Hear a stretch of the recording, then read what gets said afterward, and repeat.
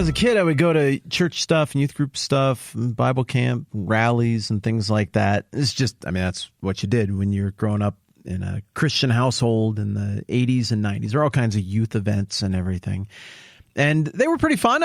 As I've said before, there's plenty to make fun of, lots of things that were campy or silly now, but really isn't everything from that era easy fodder for making fun of now, because nothing stays fashionable anymore. We turn over fads really quickly. So whatever you think is cool right this second is going to look stupid in a few years, and we'll all have a laugh about it. Well, the same thing is true with a bunch of trends and youth Christian things from back then. And we kind of knew even back then that it was a little bit silly, but whatever. This is what we were around. It's what we experienced. And one of the things that I remember from a lot of those events was that the speakers would get really serious. And so many of them would say, "You kids, you're going to pay a great price for following Jesus. This is not popular. You're going to be hated. You're going to be made fun of. People are going to want to fight you. You might not even be able to do business with people if you admit what you believe in public." And we were all very polite and we listened because, our parents said to listen to the speakers or whatever. But when they leave, we'd all kind of giggle about that part because we're all going, it's fine being a Christian. We're all pretty out there with our faith or whatever as kids, and nobody's mad. All the politicians go to church, or at least when the video cameras are rolling, and Amy Grant is in the top 40. The God is in the Pledge of Allegiance. It says God on the money even. And John 3:16 is the football games. I don't know. Nobody really seems that mad. Then I can remember a few times in school, people trying to get under my skin, rivals or bullies or whatever, maybe making a comment about church or faith or God or whatever. But I don't know. Back then, it wasn't a whole incident if someone said something mean to you. We didn't have to do any paperwork if somebody was mean. And a teacher would maybe talk to you for a second or maybe just fight for a couple minutes.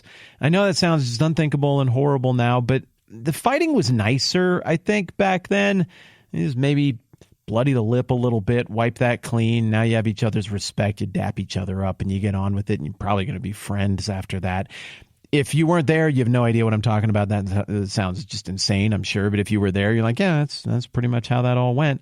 And so maybe I got yelled at a few times or made fun of a little bit, but it just didn't matter that much. I paid basically no price for being a Christian growing up. It was easy.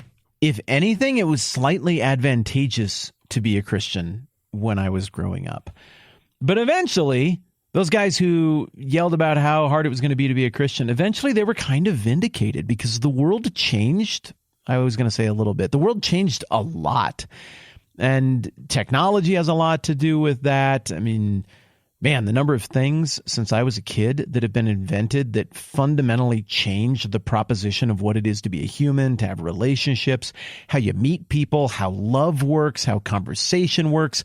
All of that is massively technologically augmented at this point. So we're changing as a species. We're changing as creatures here, and it's all kind of untested and unknown as to where that will go. But somehow, along with all of the technology, we've also changed socially. And there are certain things, not even like the obviously potentially divisive social things, but really core philosophical assumptions about humanity and morality that the general political consensus right now, it doesn't square with what the Bible teaches, with what God says about the nature of humanity and things like that in the Bible.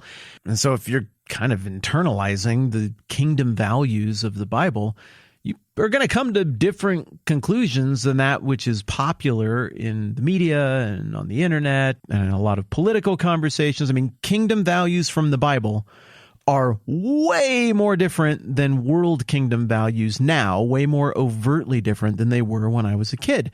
And at this point, I don't think there's really a good way to thread the needle. If you really own the Jesus thing and the faith thing, you're going to irritate people. It's all out there for people to see, and it is far more acceptable now for there to be overt hostility toward the general idea of Christian faith than it was when I was a kid. It was just kind of in poor taste to just be generally mad at the idea of Christian faith when I was a kid.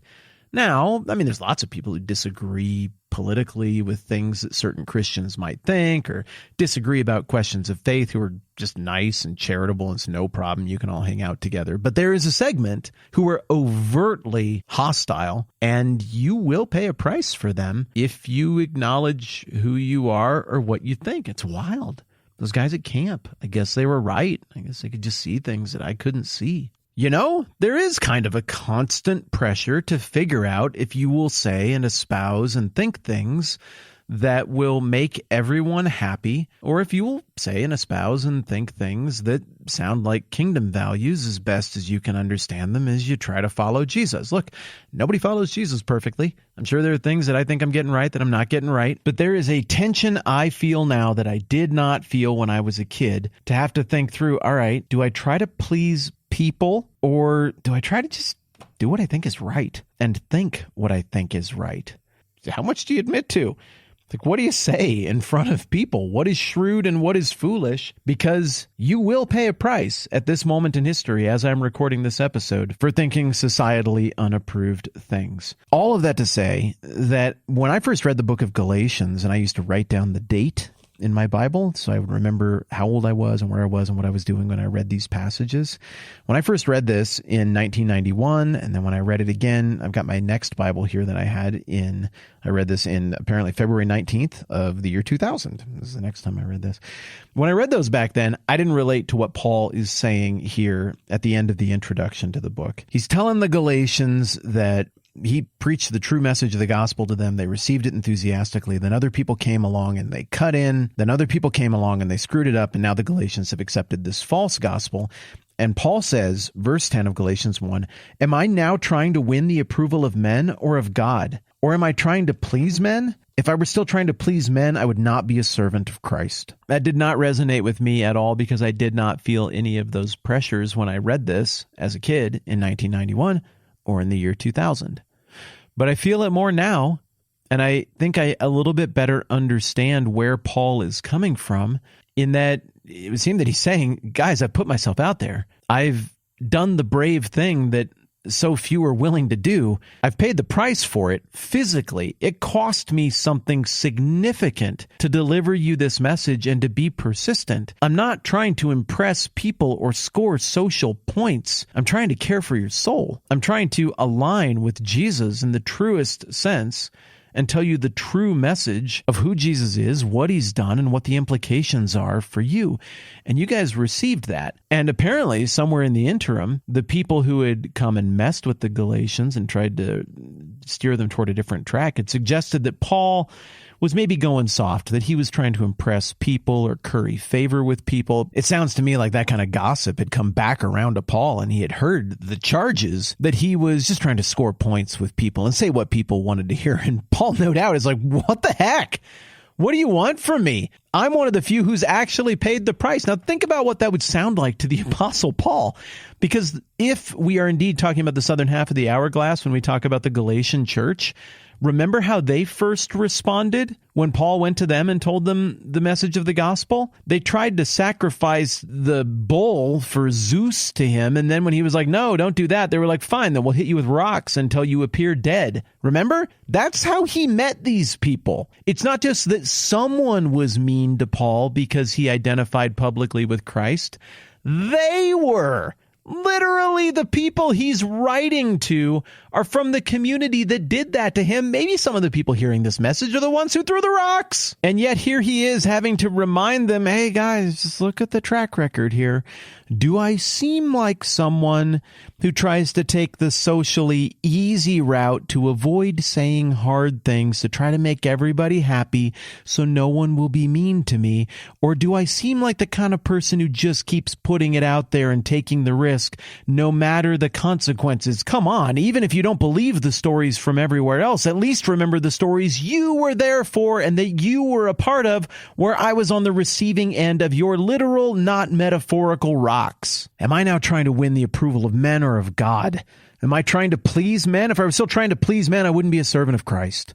Nah, this guy actually did pay a price for believing in Jesus, for talking about the kingdom and the gospel and all of that stuff. I didn't when I was a kid. I would say I still really haven't to any terrible extent. I just feel the pressure more now. But Paul, he was one of the real ones. And I think it was entirely fair game and appropriate for him to remind this church of that. Thinking of you all the best. I'm Matt. This is the 10-Minute Bible Hour Podcast. Let's do this again soon.